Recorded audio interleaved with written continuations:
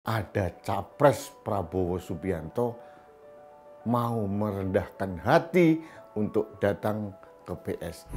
PSI dan PDIP ini seperti berlawanan, padahal capresnya sama. Ini PR buat PSI, mau kemana PSI melangkah akan ditunggu saja ceritanya seperti apa.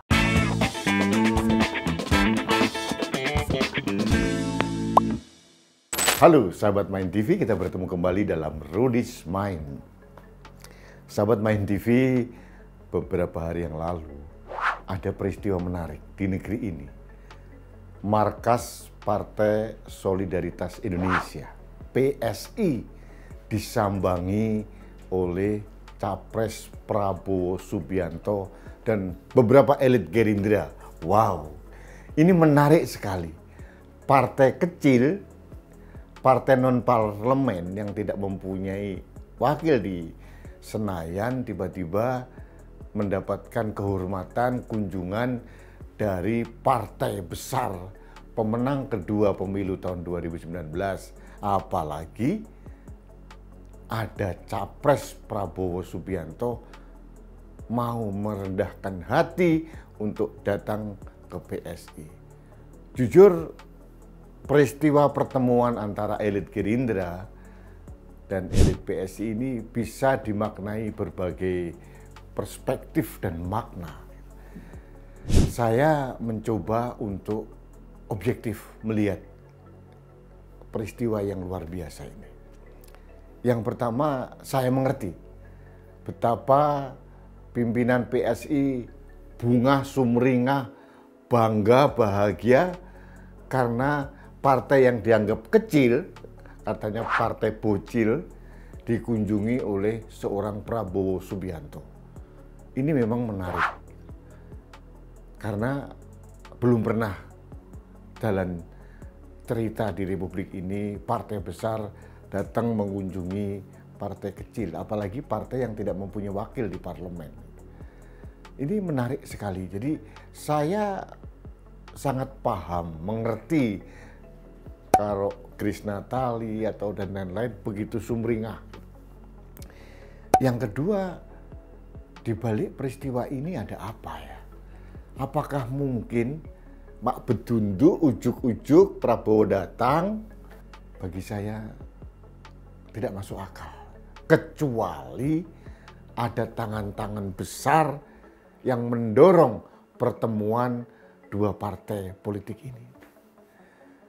Dalam pertemuan ini memang masyarakat menduga-duga kemana PSI selanjutnya mengarahkan dukungan untuk Pilpres tahun 2024. Apakah tetap konsisten mendukung Ganjar Pranowo? Karena apa? Karena PSI ini adalah partai politik pertama yang berani mengusung Ganjar Pranowo menjadi capres tahun 2024. Nah, atau sekarang situasinya berubah. Karena dinamika politik, arahan ini, arahan itu, sehingga PSI berubah haluan. Ini politik, bisa saja terjadi. Tidak ada yang abadi dalam politik. Yang abadi dalam politik adalah kepentingan. Berbeda dengan saya yang tidak berpolitik, sehingga saya selalu menegakkan integritas personal saya yang ingin saya wariskan pada anak cucu saya. Saya tidak mungkin dulu menghajar, menyerang Pak Prabowo untuk membela Pak Jokowi, kemudian sekarang berbalik seret memuji-muji Pak Prabowo. Mungkin saya tidak mempunyai kemampuan seperti itu. Ini yang saya katakan integritas personal. Tapi kalau partai berbeda, saya tahu ada kepentingan-kepentingan yang lebih besar bermain di situ. Kalau melihat wacana ini, saya harus objektif, fair, melihat ada dua sisi. Sisi yang pertama adalah ini merupakan peristiwa yang harus dimaknai sebagai bahan introspeksi diri dari kelompok PDIP. PDIP selama ini terlalu mengecilkan arti PSI. Selalu saling berbalas pantun kedua partai ini. PDIP mengatakan pencalonan Ganjar oleh PSI tidak ada etika dan sebagainya. Jadi ada ucapan-ucapan dari elit PDIP yang menurut saya tidak perlu juga. Di sisi lain saya juga mengkritisi PSI karena apa? Terpancing dengan narasi yang dibangun oleh PDIP. Akhirnya yang terjadi di ruang publik, PSI dan PDIP ini seperti berlawanan. Padahal capresnya sama, yaitu Ganjar Pranowo.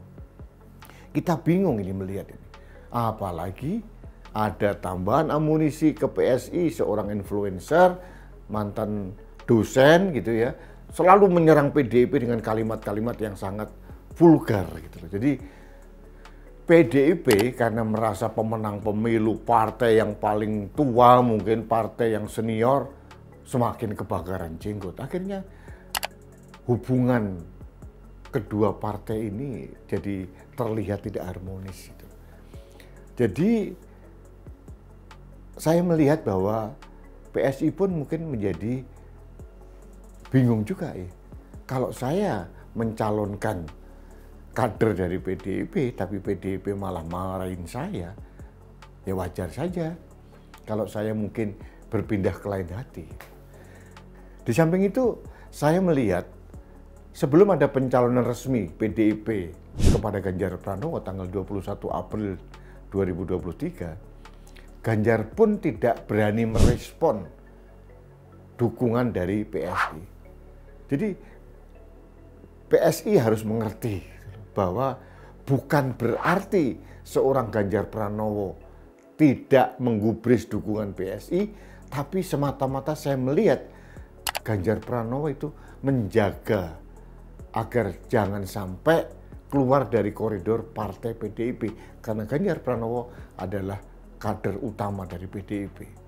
Jadi wajar saja, dan ini bukan hanya sekedar kepada PSI, kepada kelompok lain, partai lain yang mendukung Ganjar Pranowo pun waktu itu sebelum ada deklarasi dari PDIP, Ganjar juga tidak bereaksi. Kalaupun bereaksi pasti dengan kalimat-kalimat normatif. Nah, ini menjadi soal hubungan yang meruncing PSI dan PDIP ini menjadi masalah yang setiap saat terpantik.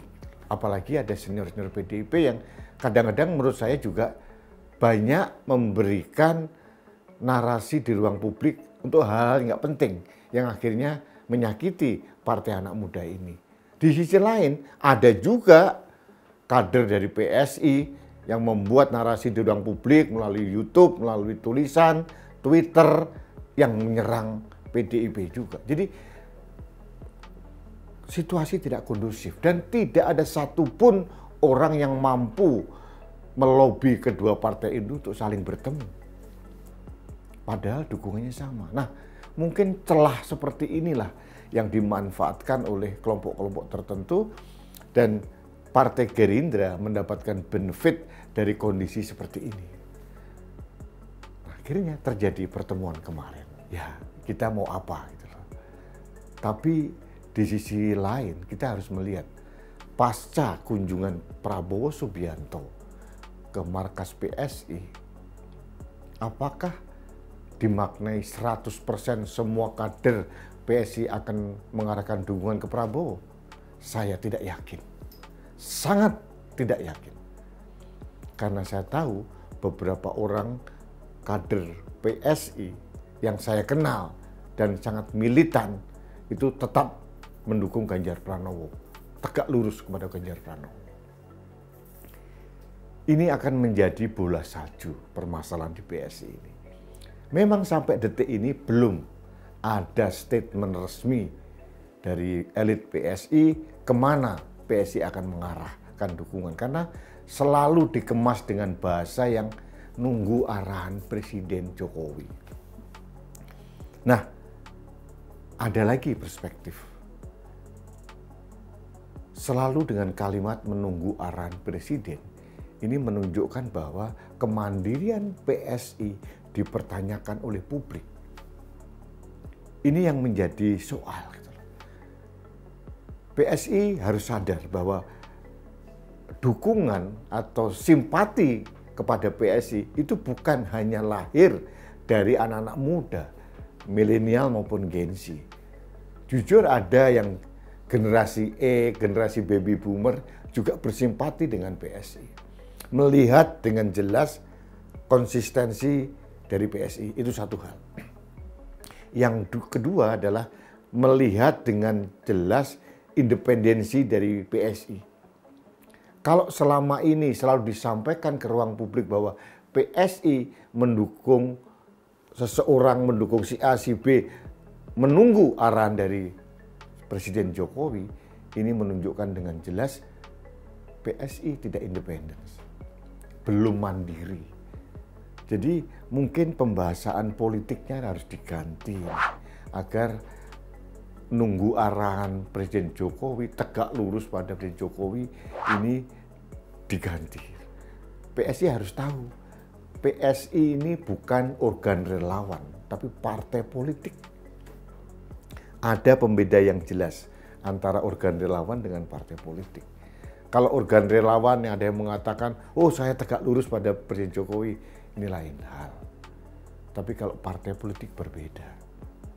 Apalagi sudah jelas bahwa Presiden Jokowi adalah kader utama dari PDIP, bukan dari PSI. Jadi, sahabat Main TV, kita bisa merenung melihat dengan jelas PSI sekarang ini belum selesai ceritanya. Pasti akan ada gejolak internal di dalamnya, dan juga para simpatisan PSI yang di luar bukan kader akan melihat dengan jelas PSI ini kok nggak konsisten, itu satu hal. PSI kok nggak mandiri, itu hal lain. Ini pertanyaan-pertanyaan publik yang menjadi PR kepada elit-elit PSI. Belum lagi nanti ada wacana pasti dari kader-kader PSI yang utama, yang gigih, yang kuat. Seperti misalkan Guntur Romli misalkan. Dia ketua umum organ relawan Ganjarian Spartan. Dia ketua umumnya, mungkin nggak dia mengikuti arahan elit PSI untuk ke Prabowo? Saya tidak yakin, saya tahu persis integritas personal dari Guntur Romli. Jadi ini contoh kecil, belum lagi di daerah-daerah yang lain. Karena apa?